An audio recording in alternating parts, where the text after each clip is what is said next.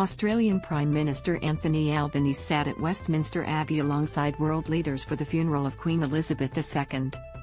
Albanese arrived alongside other Commonwealth leaders, including Canada's Justin Trudeau and New Zealand's Jacinda Ardern, but after that of some other world leaders, such as US President Joe Biden and his French counterpart, Emmanuel Marcon. The Australian leader attended the service with his partner, Jodie Haydon. He earlier shared a picture of the two of them heading to Westminster together. Live updates: guests take seats for Queen Elizabeth's funeral. Speaking before the service, Albanese revealed he had run into a number of Australians on the streets of London ahead of the funeral. He spoke to 2GB's Chris O'Keefe on Monday evening about the lead-up to the service at Westminster Abbey.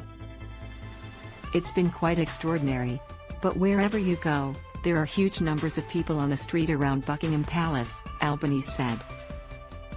"Last night, there were tens of thousands of people, as far as you could see, just essentially watching buses going to the entrance of Buckingham Palace."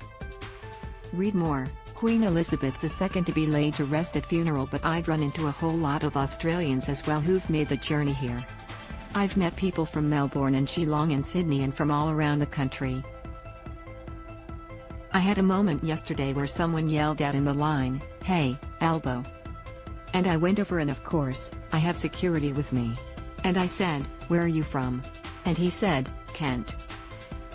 He was a young fellow who was a follower of Australian politics. But people are really engaged and there is certainly a deep affection for Queen Elizabeth. You can just feel it right around the streets of London. Other Australians, including Australian of the Year Dylan Alcott, have also arrived for the funeral.